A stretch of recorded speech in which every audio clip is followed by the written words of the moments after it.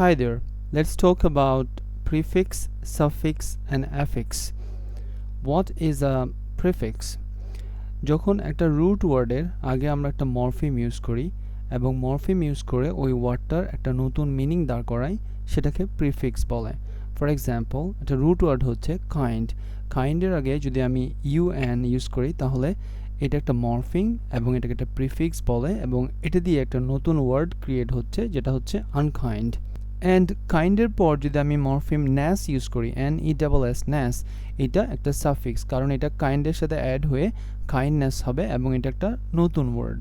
Finally আমরা যদি দেখি যে কাইন্ড ওয়ার্ডটার আগে আন এবং কাইন্ডের পরে ন্যাস, এই দুইটাই যদি আমরা ইউজ করি একসাথে, একটা প্রিফিক্স একটা সাফিক্স দুইটা একসাথে ইউজ করলে হচ্ছে আনকাইন্ডনেস।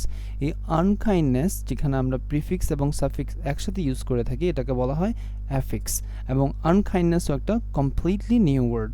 So the summary is that we use prefix before a root word and suffix after a root word, and when we use both prefix and suffix with a word that makes a completely new word, that's called an affix.